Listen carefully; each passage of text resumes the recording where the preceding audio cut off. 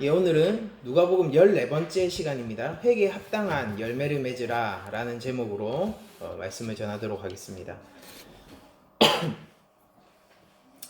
예, 오늘 본문을 보시면은 이제 세례 요한이 회개의 세례를 전파하면서 어떤 가르침을 전했는지를 함께 기록을 해주고 있는데, 이와 이제 비슷한 그 본문들이 이제 마태와 마가에도 나오고요. 요한 역시 이와 비슷한 사건을 기록하고 있는데, 우리가 조금 누가만의 어떤 독특한 점은 누가복음 3장 10절에서 14절까지의 말씀이 이제 누가 고유의 기록이라는 점입니다. 그래서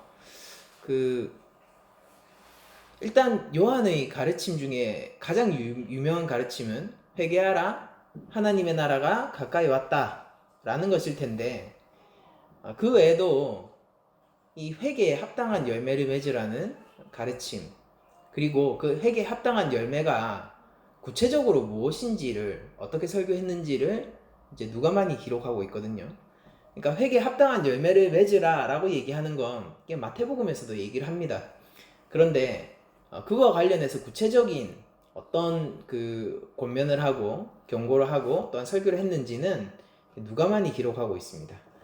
그래서 우리가 한번 누가복음을 통하여서 세례 요한의 그 회개의 세례, 그리고 또 회개에 합당한 열매가 무엇인지를 좀 이번 시간에 알아봐 보도록 하죠.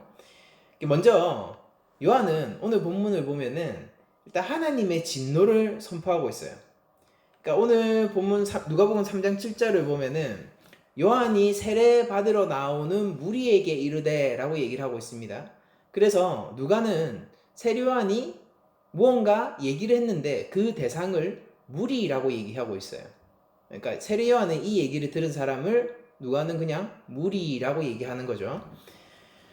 독사의 자식들아, 누가 너희에게 일러 장차올 진노를 피하라 하더냐.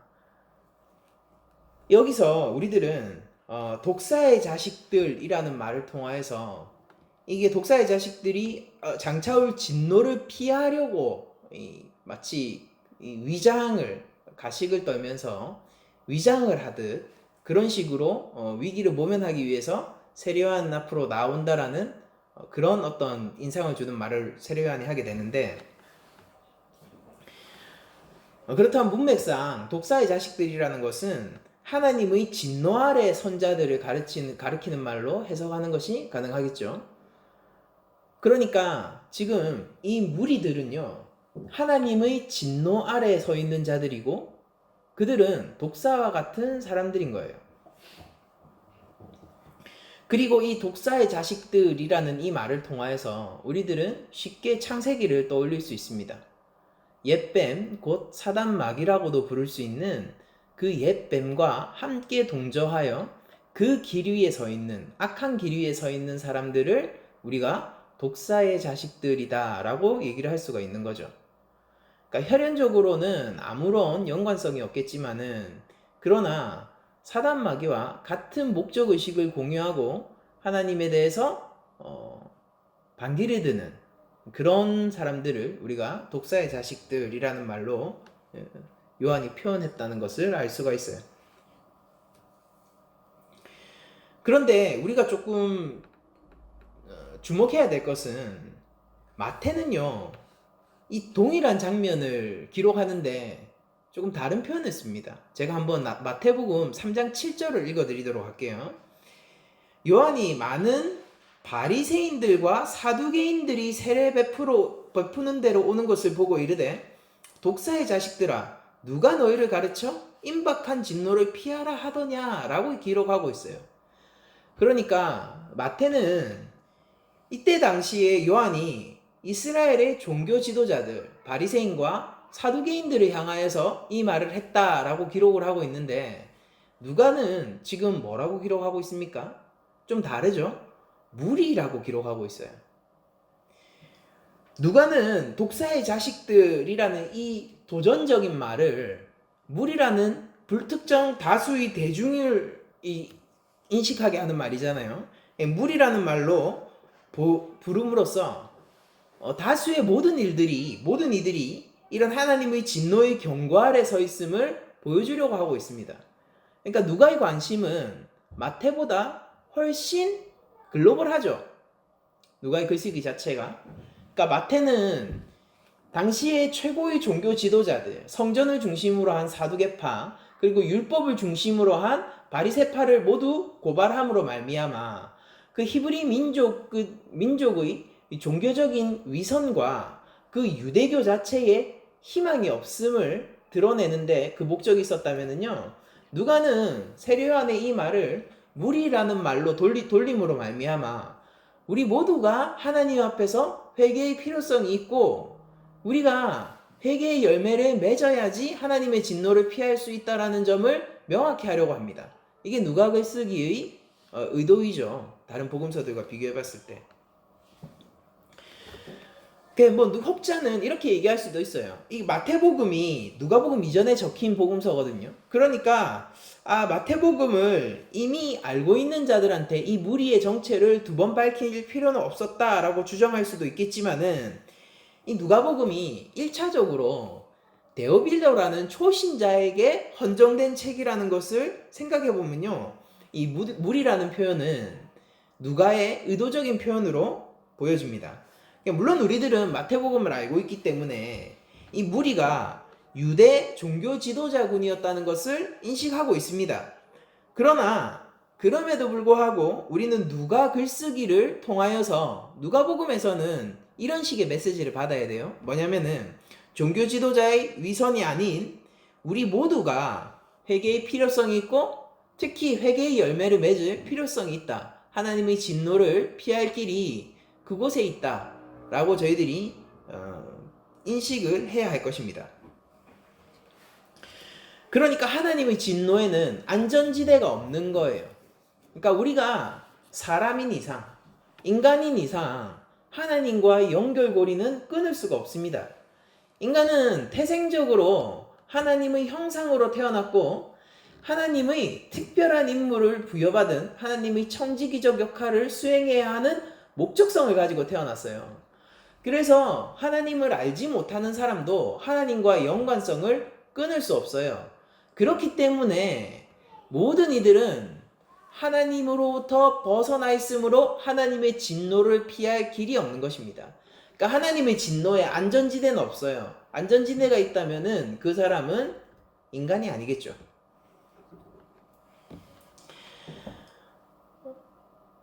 누가는 이런 하나님의 진노에 안전지대가 없다는 것을 이런 말로 표현을 하고 있는데요. 그러므로 회개에 합당한 열매를 맺고 속으로 아브라함이 우리 조상이라 말하지 말라라는 말로 하나님의 진노에 그 어떤 안전지대도 없음을 밝히고 있습니다. 여러분들, 혈통적이고 민족적인 틀에 갇혀있는 유대교, 그래서 육신의 조상으로서의 아브라함을 의지하면서 내가 아브라함의 자손이기 때문에 언약의 보관에 있다라고 생각했던 유대교의, 그러니까 다수 대중이에요. 이거는 유대인 전체입니다. 다수 대중을 향하여서 하나님께서는 이런 선민 사상이 아무런, 하나님의 진노 앞에서는 이런 선민 사상이 아무런 도움이 되지 않는다라고 요한은 경고를 하고 있는 것입니다. 당시 이러한 메시지는요, 굉장히 도전적인 메시지인데 왜 그러냐면은 당연히 자신이 언약의 보관에 있다라고 생각했던 사람들에게 네 입술로 나는 언약의 복 밖에 있는 자입니다 라고 고백하라고 만드는 메시지거든요. 그러니까 네가 아브라함의 후손이라는 것을 자랑치도 말고 그것이 하나님의 진노로부터 피할 수 있는 보증물로도 생각하지 말라. 그러니까 네가 이렇게 고백해. 남은 아브라함하고 상관없는 사람입니다 라고 고백해 라는 얘기예요. 이게 바로 회개의 세례이고 하나님 앞에서 한 사람의 겸손한 그리고 낮은 죄인의, 그러니까 그게 영혼의 솔직한 모습이거든요. 그 모습으로 서게 하는 요한의 의도였습니다. 요한은 더 도전적인 메시지를 던지는데요, 이 굉장히 도발적이었을 거예요. 왜냐하면 요한은 하나님이 돌들로도 아브라함의 자손을 만들 수 있다라고 얘기하면서 강하게 경고하기 때문입니다. 여러분들 이 말이 우리에게는 언뜻 감이 오지 않지만은 당시 유대인들에게는 아마도 이사야서 51장을 떠올리게 했을 거예요. 그러니까 이사야서 51장 1절 2절을 제가 한번 읽어드리겠습니다. 의를 따르며 여호와를 찾아 구하는 너희는 내게 들을지어다. 너희를 떠낸 반석과 너희를 파낸 우묵한 구덩이를 생각하여 보라. 그러니까 이게 여러분들 보세요. 그 이스라엘 민족들이 퍼낸 반석이라고 합니다. 하나님이. 그리고 너희들의 근원이 어디라고요? 그 웅덩이를 봐라. 내가 퍼냈다, 떠냈다. 이게 바벨론의 포로 귀환을 상징하는 것이거든요. 박힌 돌을 떼서 하나님께서 가져오시는 거예요.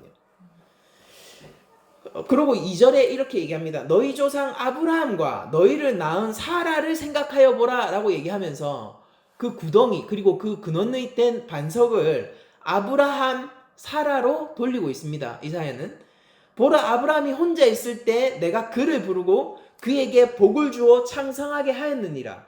그러니까 이사야 51장은 이 아브라함의 혈통 아래에 있는 민족적 이스라엘에게 하나님이 복을 주셨고 그 복을 거두지 않았음을 선언하는 내용이거든요. 그런데 이렇게 개역개정으로 읽어드리니까 잘 감이 안 오시죠? 제가 새 번역판으로 한번 이 번역을 읽어드릴게요. 이사야서 51장 1절입니다. 구원을 받고자 하는 사람들아 내가 하는 말에 귀를 기울여라. 도움을 받으려고 나 주를 찾는 사람들아 내가 하는 말을 들어라. 저 바위를 보라. 너희가 거기에서 떨어져 나왔다. 그러니까 이스라엘 백성들은 뭐예요? 바위에서 떨어져 나온 돌들이죠. 저 바위를 보아라. 너희가 거기에서 떨어져 나왔다. 저 구덩이를 보아라. 너희가 거기에서 나왔다. 너희 조상 아브라함을 생각하여 보고 너희를 낳아준 사라를 생각하여 보아라. 내가 아브라함을 불렀을 때는 자식이 없었다. 그러나 내가 그에게 은혜를 내려서 자손을 수없이 많게 하였다. 이게 세 번째 판이에요. 그러니까 이스라엘에서는요, 이스라엘을 아브라함이라는 큰 바위에서 떨어져 나온 돌들로 묘사를 하고 있는 거예요. 그런데 요한은 이사야서에서 이러한 돌의 개념을 가지고 와 반전에 설명해주고 있는 것입니다. 즉 너희는 아브라함이라는 반석에서 나온 돌이라는 이유로 스스로를 특별하다 생각하지 마라. 그래, 너희의 근원이 아브라함이라는 큰 바위라는 것을 알고 있다. 거기에서 떨어져 나온 돌들이 너희지. 근데 그게 특별하냐? 이사야서는 특별하다 그랬죠. 근데 요한은 반문하는 거예요. 진짜 특별하냐?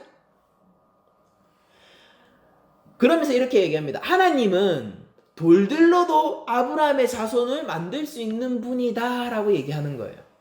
이거는 뭘 보여주냐면은 아브라함이라는 아무리 큰 반석이 있더라도요, 그 아브라함은 하나님보다 앞서지 못하는 것입니다. 아브라함이 중요한 것이 아니라 하나님이 중요한 것이라는 거예요. 하나님은 어떤 분이십니까? 네가 아브라함에게서 나온 돌이냐? 하나님은 돌로도 아브라함 자손을 만드실 수 있다 라고 얘기하면서 그 개념을 가져와서 같이 역전을 일으켜버리죠. 굉장히 도발적인 메시지예요. 구원은 어떻게 옵니까? 그러니까 누구나 생각들이 다 다를 거예요. 그러니까 보편 구원론을 주장하는 사람은 우리는 하나님이 만든 인간이니까 우린 당연히 다 구원받겠지라고 생각을 합니다. 그리고 어떤 사람들은요, 그러니까 종교통합주의자도 될 수 있고 혹은 행위구원론자도 될 수 있어요. 어떤 사람들은 우리가 구원에 합당한 열매를 맺으면 구원을 받겠지라고 생각을 하기도 합니다. 이제 그런 사람들은 오늘 본문을 회개의 열매가 곧 구원의 근거가 된다라고 생각하는 사람들이겠죠. 근데 실제 요한이 얘기하고 있는 구원이 어떤 형태의 구원인지를 우리는 요한이 돌로도 하나님은 이스라엘의 자손을 만든다라는 측면에서 찾아볼 수 있어요. 구원은 어떠한 경우에도 인간적인 근거를 두고 있지 않습니다. 하나님은 선택하세요. 구원의 근거는 하나님의 선택에 있는 것입니다. 하나님이 저 돌을 선택하시잖아요. 생명이 없는 것이잖아요. 그런데 하나님은 거기에 생명을 부여하실 수 있는 분이라고요. 그러니까 죽어있는 우리 영혼도 살리시는 거 아니겠습니까? 그러니까 우리가 새 몸의 소망을 가지고 하나님 나라를 기대하고 소망하는 거 아니겠어요? 이 역사의 끝 말입니다. 그러니까 하나님은 구원을 베푸실 때에, 그러니까 여러분도 오늘 교동문에서도 봤었잖아요. 우리가 먼저 하나님을 사랑한 것이 아니라 하나님이 우리를 사랑하셔서 독생자를 보냈다라고 요한일서가 증언하지 않습니까? 그런 것처럼 하나님이 먼저 사랑하시는 거예요. 먼저 보시는 겁니다. 하나님이 먼저 들으시는 거예요. 그리고 하나님이 먼저 선택하시는 겁니다. 그게 구원의 가장 강력한 근거예요. 여러분들, 하나님과 가장 가까운 민족이 이 로마 시대 당시에 하나님과 가장 가까운 민족이 있었다라면은 그 민족이 누구겠습니까? 게르만 민족은 아닐 거 아니에요. 우리 한민족은 아닐 거 아닙니까? 더더군다나 로마인은 아닐 거 아니에요. 유대인들이란 말이에요. 그건 맞잖아요. 그들이 율법을 가지고 있습니다. 하나님의 법궤를 소유하고 있어요. 그들은 하나님께 기도하는 자들이고 하나님의 가르침을 민족 단위로 공유하고 있는 사람들이라고요. 누가 하나님, 이때 당시에 누가 하나님에게 가장 가까운 사람들입니까? 바로 이 유대인들이에요.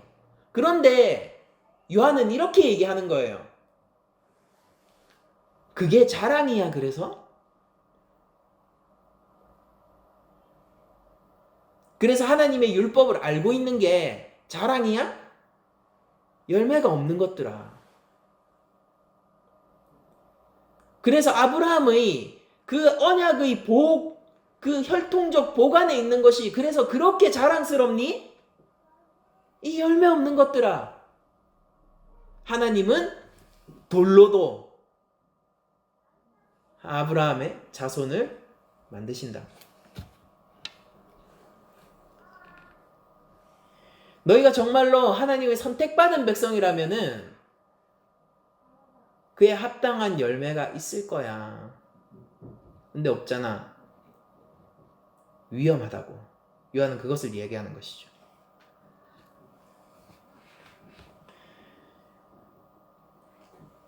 유대인들은 당시에 가장 하나님과 가깝다고 생각했고 그들의 영혼의 안정과 구원에 대한 자신감을 그 어떤 민족보다 강하게 가지고 있었을 겁니다.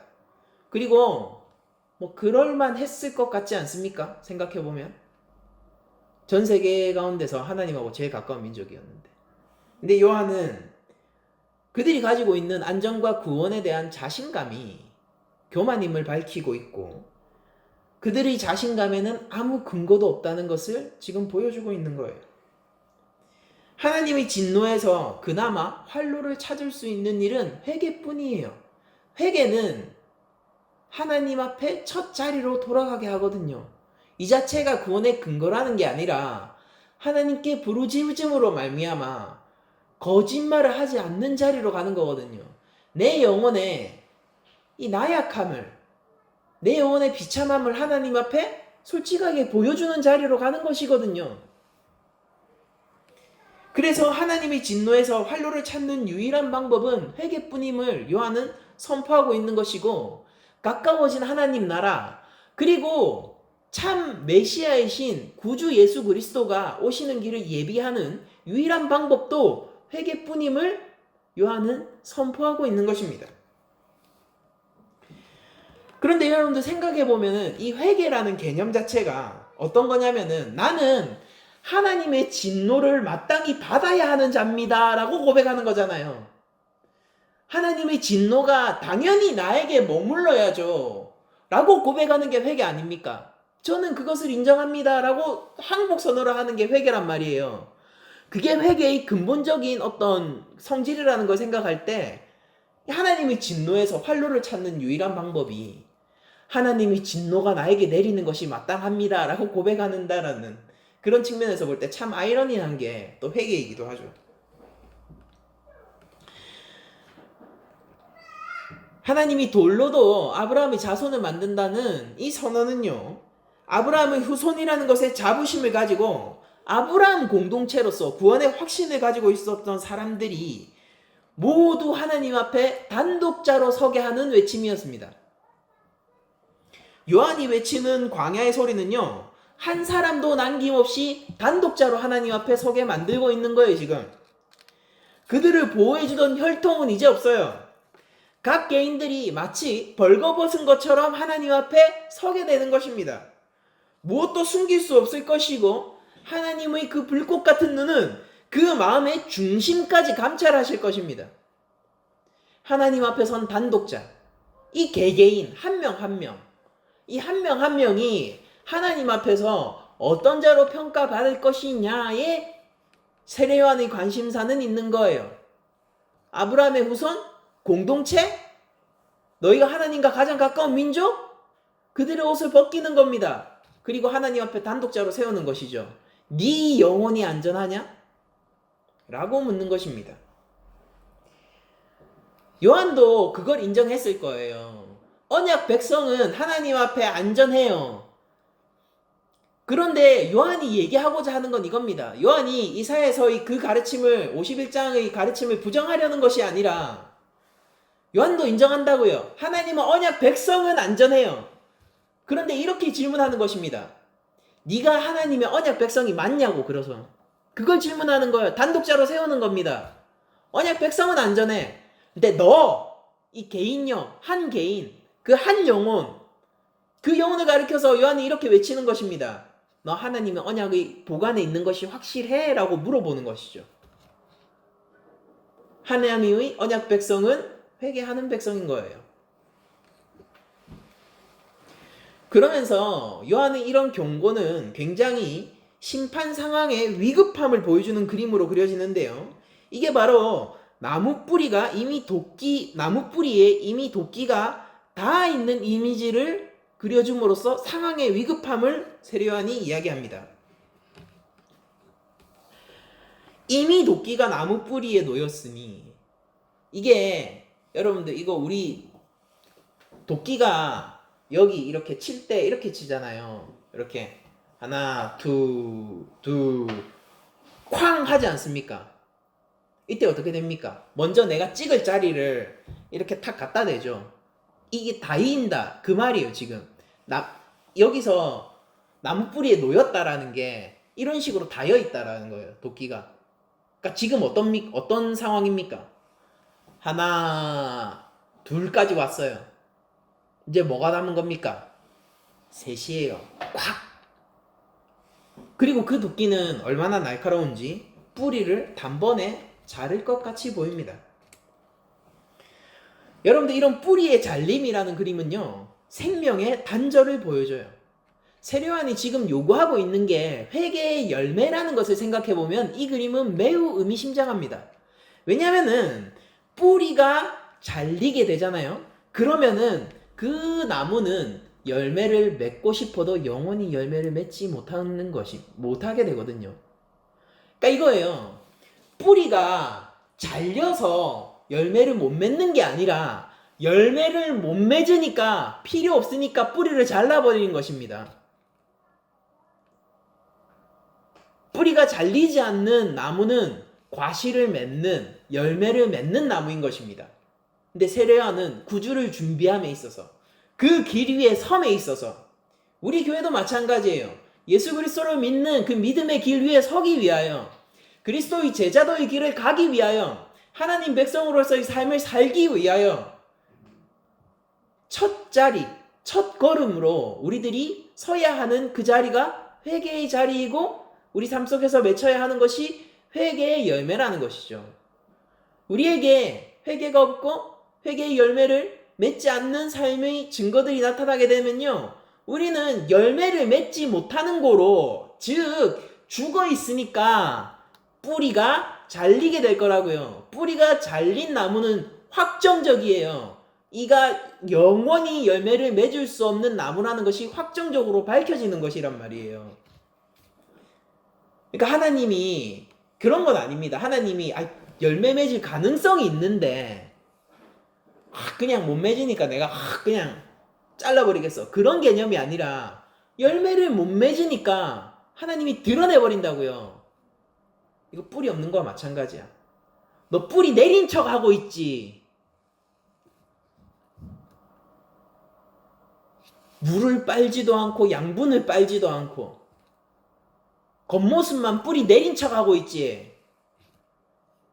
네가 어떤 건지 드러내줄게. 열매 맺지 못하는 나무야. 뿌리를 찍어버린다고요.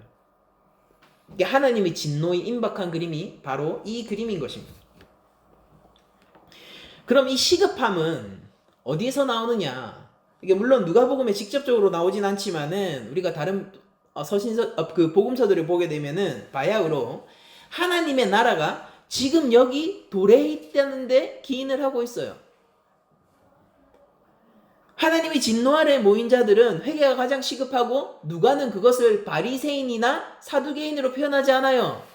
무리가 그 회개가 필요하다라고 선언하고 있는 것입니다. 그리고 이 회개라는 것은요, 열매를 요구하는 것이기 때문에 어떠한 종교적인 의식이나 제사에 속한 것이 아닙니다. 만약 이것이 종교의식에 속한 것이면은 이 무리를 향하여서 세례요한은 기쁘게 세례를 줬을 거예요. 그러나 이 회개의 본질은 종교의식에 있지 않기 때문에, 세례에 있지 않기 때문에, 더더군다나 제사에 있지 않기 때문에 요한은 삶의 열매를 맺고 오라라고 얘기하는 거예요. 삶의 열매를 맺으면은 굳이 세례받지 않아도 돼요. 회개는요, 전인이 하나님의 명령을 따르기로 결단하는 것이고, 한 인생이, 하나님 앞에 선 단독자로서의 한 인생이 그 인생 전체에 있어서 총체적인 변화를 경험하는 것이 회개라는 것입니다. 회개가 단순히 우리도 뭐 참회기도 하잖아요. 종교적인 의식입니까? 우리 예배 시간에 우리가 오늘도 참회기도 했는데 그게 종교적인 의식이에요? 그게 아니라 하나님 앞에 서는 것이죠. 내 한 주간의 삶을 하나님 앞에 내어 보이는 것이에요. 하나님의 긍휼을 바라는 것이죠. 나의 첫자리로 돌아가는 거예요. 하나님 앞에 정직해지는 겁니다. 솔직해지는 거예요. 그러면서 하나님을 신뢰하고 믿는 거예요. 하나님은 은혜로우시니까, 더디 노하시고 자비와 인자가 더 풍부하신 분이시니까 그리스도의 십자가의 보혈을 힘입어 우리가 하나님의 은혜 가운데로 숨어 들어가는 것이잖아요.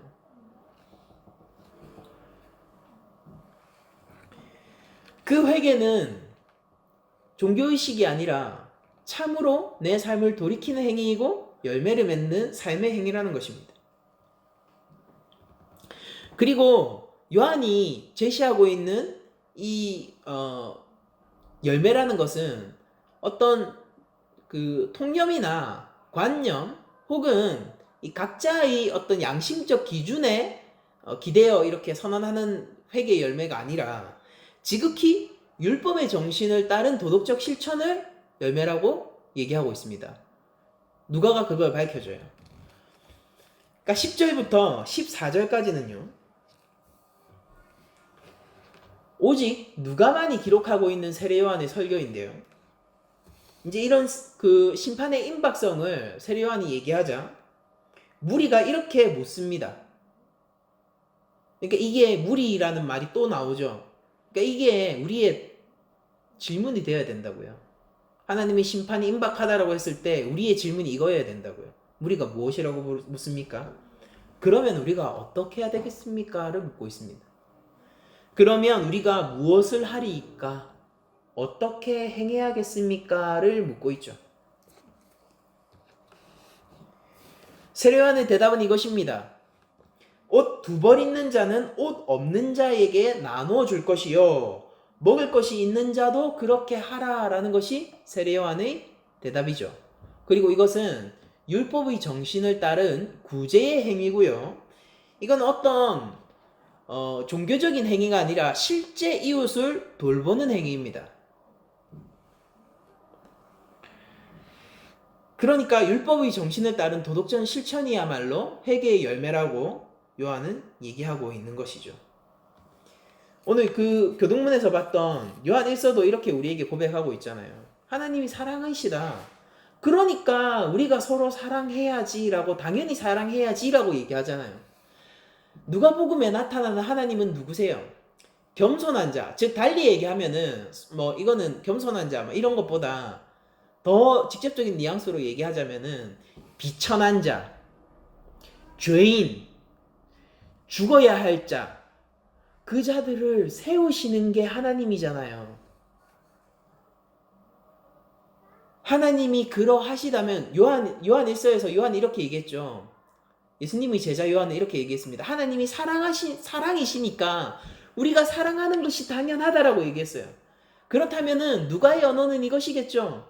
누가는 이렇게 얘기해요. 하나님은 낮은 자를 높이신다. 그러므로 우리가 낮은 자를 높여주는 것이 당연하지 아니하냐? 라고 얘기하는 것입니다.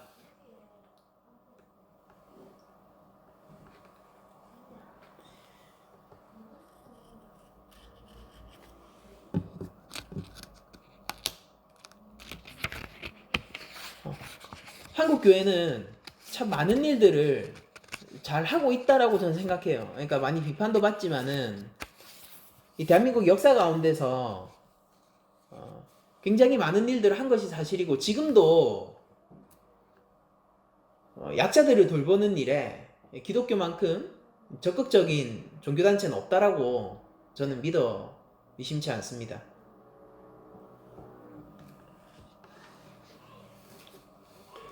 그런데 누가적으로 얘기하자면은 이런 거겠죠. 뭐냐면은 이렇게 묻는 거예요. 한국 기독교는 좋은 일을 많이 하고 있어. 한국에 있는 진짜 교회는 안전할 것이고 하나님으로부터 구원을 받을 거야. 근데 세례요한이 이 자리에 있다면은 어떡하겠습니까? 이런 질문 날리겠죠. 근데 너는 참 교회니? 이걸 우리에게 물어보겠죠. 그래서 너는 그러니까 한국에 있는 진짜 하나님의 자녀들과 교회들은 안전해. 흔들리지 않아. 그 복이 흔들리지 않아. 근데 너는 진짜 교회 맞니? 라고 요한이 있다라면 물어볼 것 같아요. 그리고 요한은 그 표징을 어디에서 봅니까? 이웃사랑의 실천에서 보는 것이죠. 탐욕을 이기라고 하는 거예요. 탐심을 넘어서서 하나님의 법을 따라 살라는 것입니다.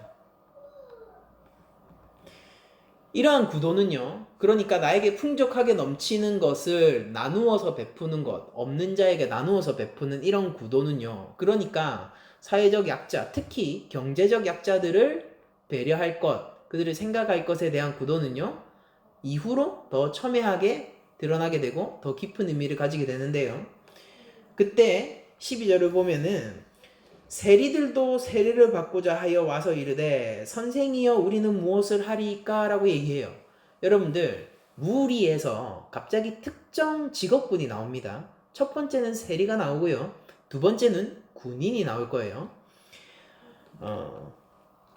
선생이여 우리가 무엇을 하리까 하매 이르되 부과된 것 외에는 거두지 말라 라고 요한이 얘기했고 군인들도 나와서 이렇게 물어요. 군인들도 물어 이르되 우리는 무엇을 하리까 하매 이르되 사람에게서 강탈하지 말고 거짓으로 고발하지 말고 받은 급료로 족한 줄 알라 라고 요한이 얘기를 하고 있어요. 여러분들 이거는 우리들이 좀 더 깊게 좀 살펴봐야 되는 측면이 있는데요. 먼저 세리에 대해서 한번 얘기를 해보도록 하죠. 지금 나오는 모든 얘기들은 사회적으로 경제적인 약자들을 전제를 하고 있는 상태입니다. 자, 세리들은 이렇게 부과된 세금만을 거두고 더 이상 착복하지 말 것을 요한이 가르칩니다. 그게 그 삶에서 맺을 수 있는 회개의 열매라고 얘기를 해요. 우리가 삭개오, 세리장이었던 삭개오를 생각해 보면은 이것이 무엇을 의미하는지 더 깊이 알 수 있는데 당시 좀 세리라는 게 당시 로마에서 어떤 직업인지를 한번 저희들이 알아야 될 필요가 있어요. 그러니까 유대인들의 입장에서 세리라는 말을 들었을 때, 아니 더 나아가서 로마 제국 전체 입장에서 세리라는 말을 들었을 때 사람들이 어떻게 생각했는지를 좀 알아야 될 필요가 있거든요. 먼저 당시 로마는요 복잡한 세금 제도를 가지고 있었습니다. 아주 복잡했어요.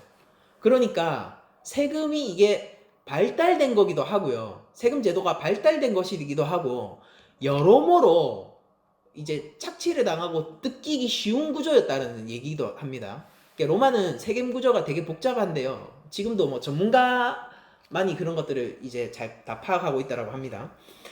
그래서 로마는 세금을 거두기 위해서 각 지역에 세금 징수원을 배치를 합니다. 이 세금 징수원은 로마인들로서 기본적으로 권력도 있고 돈이 있는 사람들이에요. 근데 로마가 세금을 거둘 때 어떻게 하느냐면은 이렇게 딱 세금 징수원을 각 지역마다 박아놓고 이렇게 하는 거예요. 너 얼마 내만 해주고 세금과 관련된 정권을 그냥 위임해버립니다. 그러면 세금을 거두기 위해서는 활동비도 필요하고 세금 징수원의 입장에서는 어떻습니까? 내가 월급도 받아야 되죠. 그리고 그 사람은 권세가 있고 돈 있는 사람이기 때문에 제법 받아야 돼요. 자기 생각할 때. 근데 로마는 어떻습니까? 그런 기준을 제시 안 해요. 로마는 어떤 거냐면은 말한 금액만 갖고 오면 나머지는 알아서 하거든요. 그러니까 당연히 어떤 일들이 일어나겠습니까? 세금 징수원들이 기본적으로 부과된 세금보다 무조건 플러스 알파에서 세금을 거둔단 말이에요. 거기에는 활동비도 있고요. 활동비까지는 정당할 수 있죠.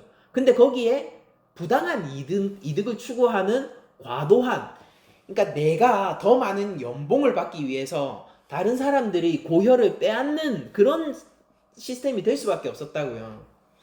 근데 이 세금 징수원이 그 지역 전체를 관장하고 있지만은 자기가 다 세금을 거두러 다닐 수 없잖아요. 그러니까 밑에 세리장을 두고요. 그 세리장은 많은 세리들을 두는데요. 필요한 인원만큼 세리를 둬요. 그 세리를 두는데 그게 누구냐면은 그 유대인들이 세리장이었고 세리였단 말이에요. 그러니까 세금 징수원은 누굽니까? 로마인이에요.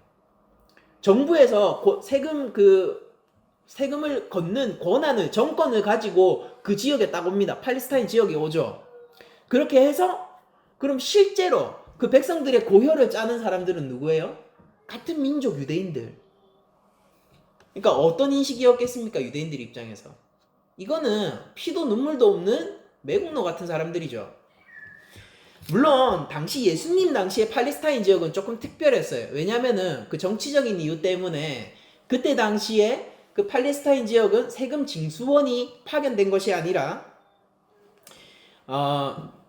그 로마의 총독이죠. 예. 그쵸? 로마의 총독에 의해서 직접세로 거두어졌었거든요. 근데 이게 뭐 별로 의미가 없는 게 세금 징수의 실상이 다른 지역과 별반 다를 게 없었고 세리들의 행태 역시 다른 지역과 별반 다른 게 없었습니다. 그러니까 세리들은 어떤 사람들입니까? 굉장히 잔혹무도한 자신들의 돈의 욕망을 위하여 다른 사람들의 경제적 약자들의 고열을 기꺼이 빨 수 있는 사람들이 세리들이었다는 것입니다. 그러니까 동족의 피를 빼먹는 매국노죠. 유대인들 입장에서는. 특히 유대인들은요, 로마 각 지역을 통과할 때마다 이제 세금을 거두는 세리들이 있었거든요. 일종의 도로 이용세고 통행세예요.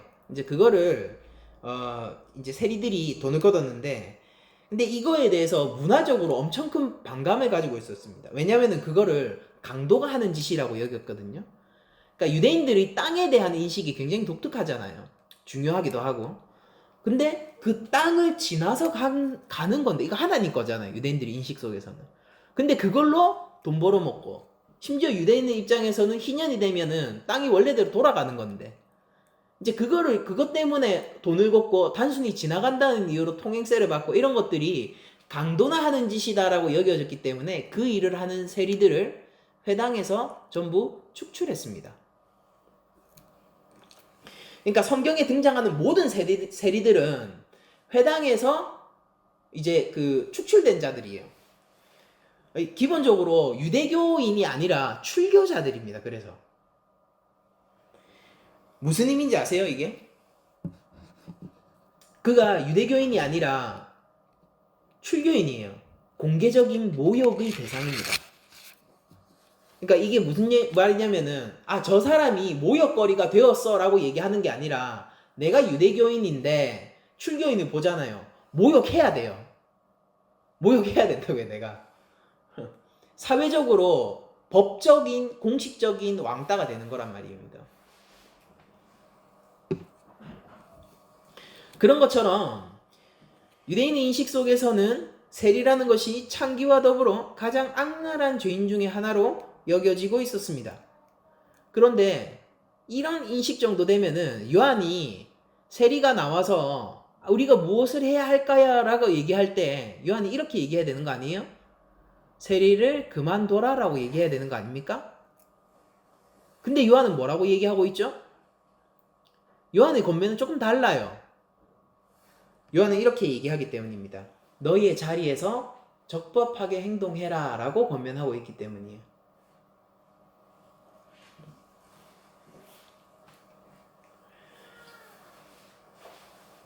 일반적인 인식은 세리를 그만두는 것이 회개의 열매로 여겨졌을 겁니다. 그러나 요한은요, 세리라는 직업을 긍정해요. 다만 그 세리라는 직업이, 그 직책이 원래의 건전한 목적대로 기능할 수 있도록 적법하고 정당하고 공정하게 행동하라라고 얘기를 하고 있습니다. 그러니까 요한은 사회적 인식이 세리에 대해서 매우 박했던 시기에도 하나님이 주신 소명의 자리가 거기에 있음을 인정하고 있는 것이죠. 하나님이 주신 소명과 그를 통한 노동 가운데서 세리직을 성실히 수행할 것, 그리고 정직하게 수행할 것, 이웃에 대하여 공정하게 대할 것을 요한이 요구를 하고 있는 것이란 말이에요. 그게 바로 세리들이 맺는 회개의 열매라고 얘기를 하는 것입니다. 세리들은 자기의 이익을 위해서라면은 누구가 됐든지 간에 최대한 짜낼 수 있을 만큼 과도한 세금을 매기는 것이 그게 기본이었단 말이에요. 그런데 그렇게 부자가 되고 있고 그 사회의 공개적인 모욕을 감수하여서까지도 돈을 모으고 있는 그들에게 이렇게 얘기하는 거죠. 적법하게 행동해. 바른 세리가 되어봐. 요한의 권면을 들은 세리는 다음 날도 그 삶이 변하지 않았을 겁니다. 다음 날도 세리였을 거예요. 사회적 인식이 변했겠습니까? 아니요. 세리였을 거예요. 그런데 저는 그렇게 생각해요. 이 권면을 받아들인 자가 있다면요, 그는 여전히 세리이지만은 완전히 다른 세리가 되어 있을 것입니다. 그게 회개의 열매예요. 여러분들, 우리가 하나님 앞에서 열매를 맺는 것은 그렇게 거창한 것들이 아니에요. 그러니까 우리들은 어느새 교회 안에서 많은 성공적인 간증들을 통해서 하나님 앞에서 열매 맺는 삶이 굉장히 창대하고 거대한 삶이라는 생각을 할 수도 있지만은, 하나님 앞에서 회개의 열매를 맺는 그 삶은 다른 사람들이 볼 때 감지되지 않는 삶일 수도 있습니다. 전만은 세리왕한테 세리를 받고도 계속 세리를 하고 있네? 손가락질 받을 수도 있어요.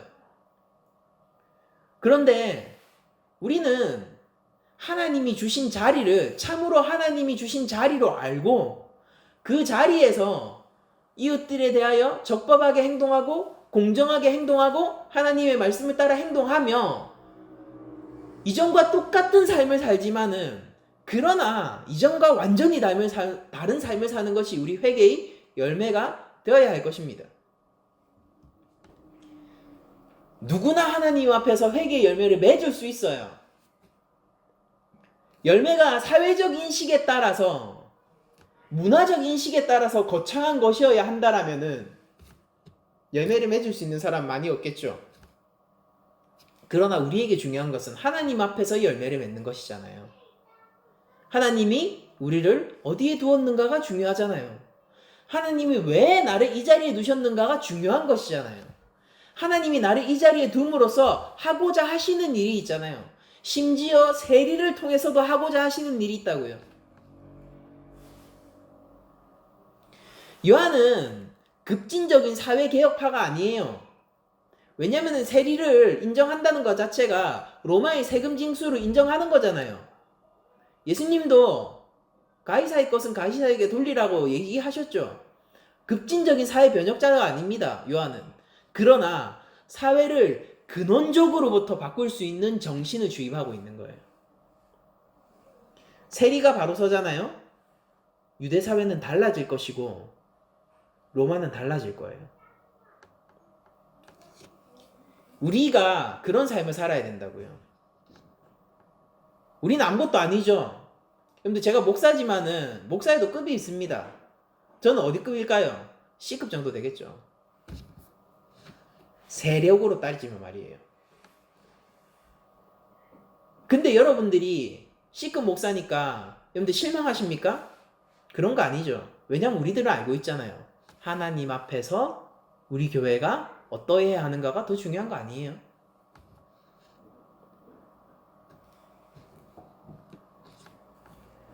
우리 낮은 자리 교회가 회개의 열매를 맺는 것이 중요하지.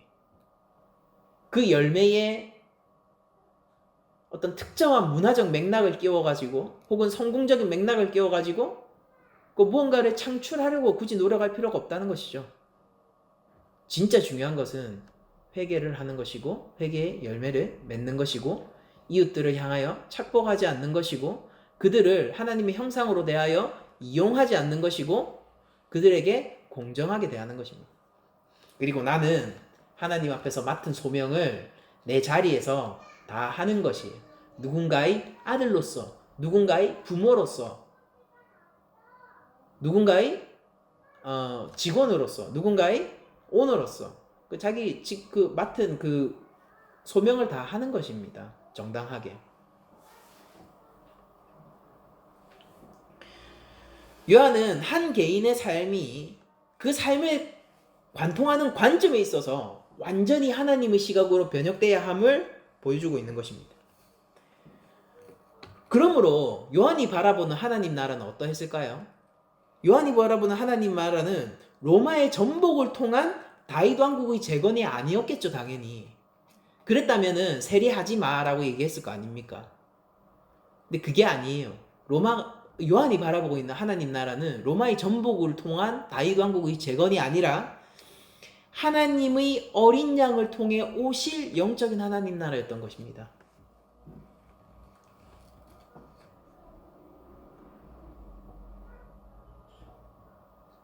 이어서 군인이 나오게 되는데요. 세리에 이어서 군인에게는 강탈하지 말고 거짓 고발하지 말고 금료로 족한 줄을 알라라고 권면을 하고 있어요. 여러분들 맥락을 조금 이해하실 필요가 있는데 여기에서 나오는 군인들이 우리는 무엇을 할까 이렇게 나오는데 이게 무슨 뜻이냐면은 세리와 더불어서 세리가 저렇게 해야 되면은 우리는 어떻게 해야 됩니까? 이걸 물어보는 거거든요.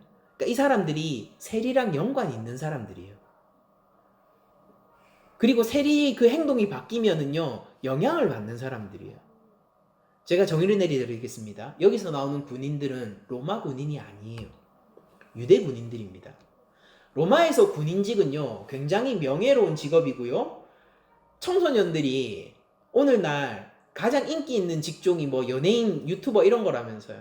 그런 것만큼이나 청소년들의 선망이 되는 직업이 군인이었고요. 그리고 이 군인은 오늘날의 어떤 군대로 생각하시면 안 돼요. 오늘날 국가가 다루는 무력 집단은 두 개로 분리되어 있죠. 하나는 군대고 하나는 경찰입니다. 외부적인 외세를 막는, 외세와 싸우는 군대와 그리고 내부의 치안을 담당하는 경찰로 무력 집단이 둘로 쪼개져 있죠. 근데 로마 당시의 군인은요 군대와 경찰을 합친 거예요. 그러니까 일반 대중 사이에서도요 굉장히 큰 역할을 하고 있는 사람들이고 그리고 대제국 로마의 군인이기 때문에 그 어떤 나라도 함부로 대하지 못하는 게 군인이라는 직책이란 말이에요. 그러니까 굉장히 자랑스러운 직책이에요. 그런데 유대 군인은 어떻겠습니까? 주권을 빼앗긴 국가의 군인이라는 게 어떤 처지겠냐고요. 그러니까 로마의 군인과는 대우도 다르고 차원도 다르고 그들이 가질 수 있는 긍지의 성격도 달라요. 나는 로마인이야. 대제국 로마인인데다가 거기에 군인이야 라고 생각하는 것과 나라를 잃어버리고 주권을 잃어버린 이스라엘에서 결국 로마에 종속돼서 명목상 그 경찰 노릇을 하고 있는, 그러니까 이건 실제 군인이라기보다는 경찰 같은 사람들인 거예요. 경찰 노릇을 하고 있는 그 군인들이 그 자긍심이 어떻겠냐고요. 근데 생각해 보세요. 우리는 일제 치하를 나라의 주권을 빼앗던 경험이 있잖아요. 이스라엘처럼. 이해하기 쉽습니다. 그때 당시에 일본 순사로 일하던 그런 한국인들이 있었어요. 그 사람들이 금지 높은 직업입니까? 그 사람들 스스로가 나는 경찰이야 라고 자랑을 하는가요? 아니죠. 빼앗는 자예요. 빼앗는 자입니다. 착복하는 자입니다. 그리고 같은 민족 동포보다 더 힘 있는 자를 사랑하는 자들이죠. 그게 여기서 나오는 군인이라고요. 유대 군인들은 당시 일종의 경찰 역할을 하면서 세리들을 비호했을 거고요. 세금을 착복하는데 도움을 주기도 했었고요. 그래서 그 가지고 있는 알량한 권력을 이용해서 사람들을 협박하고, 동족들이겠죠? 동족들을 협박하고 금품을 빼앗기도 했고, 그리고 금전적 이해관계에 따라서 거짓 증언을 하기도 했던 사람들이에요. 여러분들, 경찰이 사건을 조작하면 어떻게 하겠냐고요? 지금 그걸 얘기하는 거예요. 유대 군인이 거짓 증언을 한다는 것은 오늘날의 맥락으로 이해해 볼 때 경찰이 사건 조작을 하는 거예요. 금전적인 이해관계에 따라서. 그럼 어떻게 되겠습니까? 그러니까 이게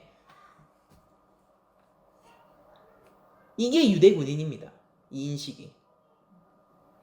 그러니까 일반적으로 회개의 열매를 맺으라 라고 얘기할 때 이렇게 얘기하는 편이 훨씬 이해가 빠를 거예요.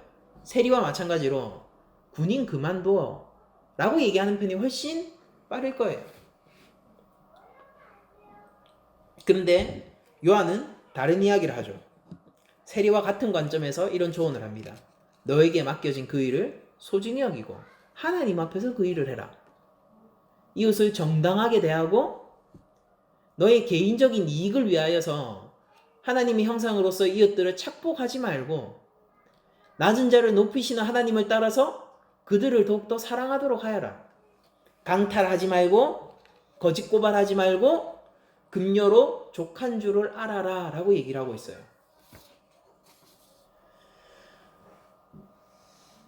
여러분들 그 당시에 유대교인들은 굉장히 박봉이었거든요. 그러니까 이렇게 강탈하고 세리와 함께 협잡해서 금전적 이익을 계속 추구했던 것은 그들이 당시 받았던 월급 자체가 그렇게 많지 않았습니다. 그러니까 입에 풀칠하면 사는 정도의 사람들인 거예요. 하루 걸어서 하루 살고 뭐 그런 느낌의 사람들인 거예요. 그런데도 요한은 네가 돈을 우상으로 삼고 있는 너의 그 욕망을 우상으로 삼아서 다른 사람들을 해치는 그 일을 벗어나 군인으로서 경찰로서 그 역할을 성실하게 수행해라. 네 금료로 족한 줄을 알아라. 이걸 요구하고 있는 것입니다. 이 요구를 받아들인 세리와 군인은요 똑같은 결과가 나타나요. 뭐냐면은 이전까진 풍족하게 벌었는데 이제 다른 사람의 고열을 토해내는 돈을 착복하지 못하다 보니까 가난해져야 돼요.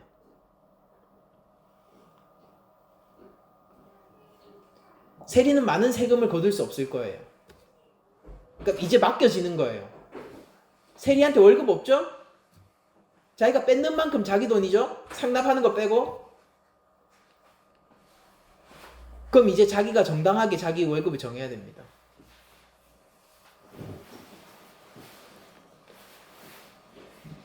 군인들은 그냥 하루 벌어서 하루 먹고 사는 사람들이에요. 근데 어떻습니까? 이제 그걸로 족한 줄 알아야 돼요. 아이 그러면은 누가 군인해요? 이럴 것 같으면 누가 세리해요? 근데 요한이 얘기하는 거예요. 그게 네 소명인데 그 자리에서 정당하게 행동해. 아니 사람들도 욕하고 욕까지 먹고 인식도 안 좋은데 돈까지 못 벌어가면서 이 일을 할 거면 제가 왜 해요? 요한은 이렇게 얘기하는 것이죠. 회개의 열매를 보여. 하나님이 맡겨주신 소명의 자리에서 열매를 맺어 라고 얘기하는 것입니다.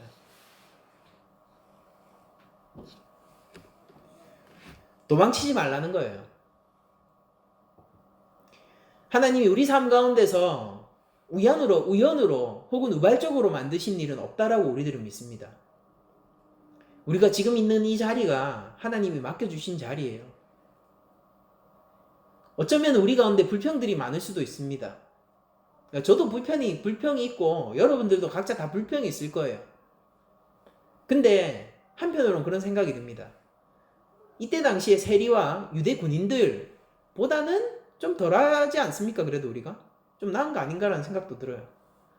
아니 사회적 인식도 이런데 돈까지 못 벌면 이거 뭐하라 합니까? 내가 혼자 한다고 해서 뭐 바뀌는 것도 아닌데, 바뀌지 않아요 실제. 바뀌는 것도 아닌데 나 혼자 뭐 이렇게 해야 됩니까? 근데 하나님이 얘기하는 거예요. 그래서 너를 거기 뒀어. 열매 맺어봐. 근데 누가복음의 오늘 본문은요, 기본적으로 사회적 약자, 특히 경제적 약자에 대한 관심이 깊게 깔려 있는 것을 알 수 있습니다. 그런데 우리들은 개인의 탐욕을 따라서 타인의 재산을 착복하거나 더 나아가서는 개인의 탐욕과 이익을 위해서 다른 사람을 이용하면 안 돼요. 모든 이웃에게 공정하게 대해야 되고, 이웃은 어떠한 경우에도 내 욕망의 도구로서 쓰여져서는 안 됩니다. 여러분들, 대한민국이 사기공화국이라는 얘기를 듣고 있어요. 그러니까 대한민국의 치안이 좋죠. 치안이 세계 톱을 다툴 만큼 대한민국의 치안은 굉장히 뛰어납니다. 그러니까 다른 국가들과 비교해보면은 강도, 살인 이런 비율들이 압도적으로 낮아요. 근데 대신에 대한민국을 들쑤시고 대한민국의 가장 아킬레스건이 되는 범죄가 뭔지 아세요? 그게 사기예요. 그러나 요한은 이렇게 얘기하고 있어요. 어떠한 경우에 있어서도 너의 욕망의 도구로서 사람을 사용하지 마라고 얘기하고 있는 거란 말이에요. 재물에 대해서 경고하는 것이고, 탐욕에 대해서 경고하는 것이고, 낮은 자와 함께 하시는 하나님, 네가 하나님 앞에서 낮은 자라고 고백하면서 정작 사회적으로 낮고 빈곤한 자들에게 관심을 기울이지 않는 것에 대한 아이러니를 요한은 우리에게 보여주고 있습니다. 여러분들, 우리들은 크리스천입니다. 하나님 앞에서 하나님의 말씀을 따라서 정당하게 행동해야 돼요. 우리는 누군가의 시선이 아니라 하나님 앞에서 정당하게 살아야 하는 자들인 것입니다. 우리들은 하나님이 보내주신 직장의 자리가 있고, 가정의 자리가 있고, 교회의 자리가 있습니다. 이 세 자리 가운데에서 우리들은 하나님이 원하시는 삶을 살아야 할 의무가 있는 것이고, 그것이 우리를 참으로 인간답게 만드는 삶이라는 것을 우리가 다 알아야 하는 것이죠. 우리들은 크리스천이고, 우리는 삶 속에서 회개의 열매를 맺어야 합니다.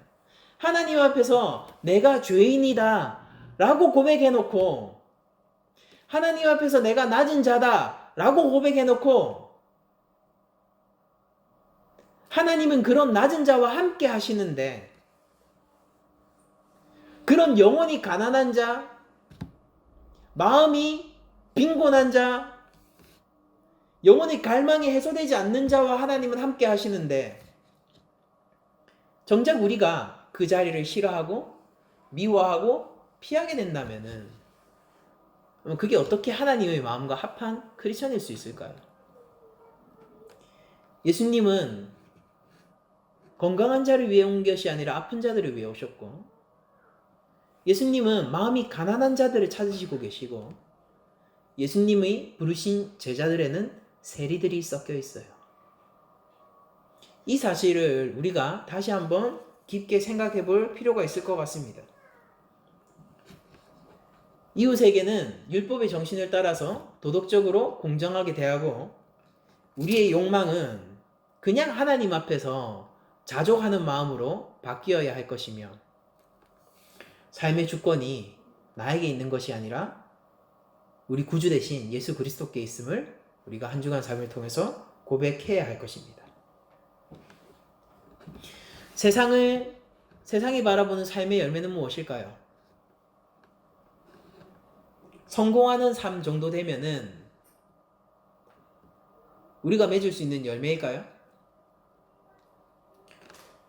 세상은 성공하는 삶, 그 열매를 맺는 것에 관심이 있지만 크리스천은 하나님 앞에서 열매를 맺는 삶에 관심을 기울여야 합니다. 마지막으로 시편 1편을 여러분들에게 소개해드리면서 말씀을 마치고자 합니다. 시편 1편 1절에서 6절까지입니다.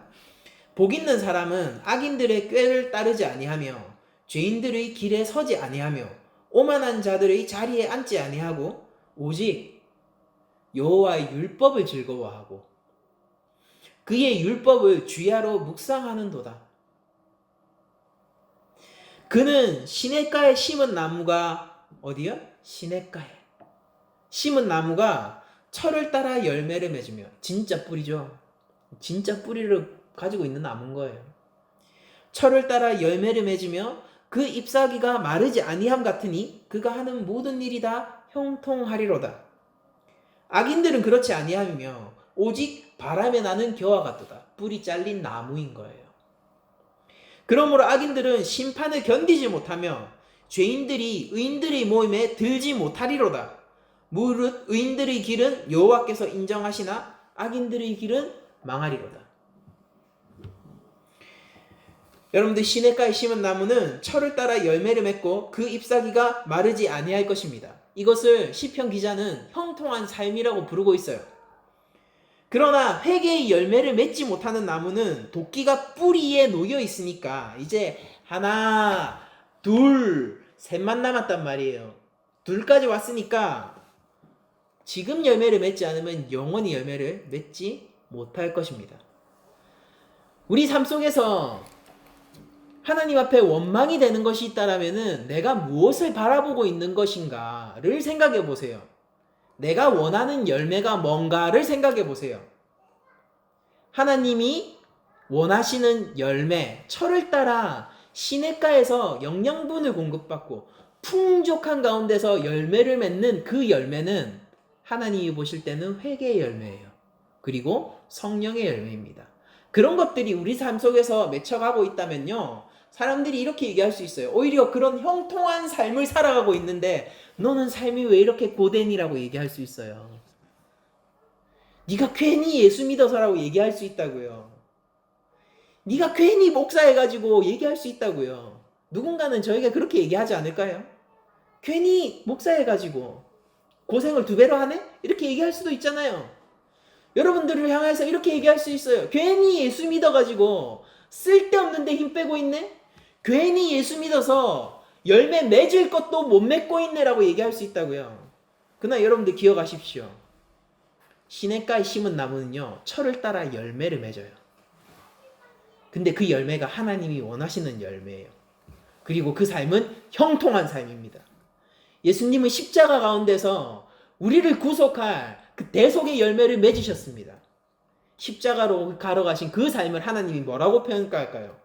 아이고, 어째 저럴꼬, 인생이 어째 저럴꼬, 하나님이 그렇게 평가하시겠습니까? 예수님의 삶을 향하여서 가장 형통한 자의 삶이라고 하나님은 평가하실 거란 말이에요.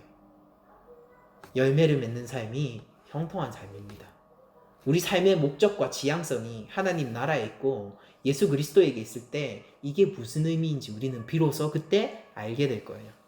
그런데 한 주간 여러분들이 시선을 하나님께로 온전히 돌리시길 축원드립니다. 그리고 참으로 하나님 앞에서 열매를 맺는 형통한 삶, 시냇가에 심기운 나무와 같이 형통한 삶을 사시기를 축원드리고, 우리가 이 회개라는 것이 입술의 고백뿐만 아니라 삶의 열매로 맺힐 수 있도록 우리가 결단하는 삶을 살기를 원하고, 또 성령님께서 여러분들을 마땅히 그 삶 가운데로 인도하실 것을 믿으면서 선언하면서 모든 말씀을 마치도록 하겠습니다.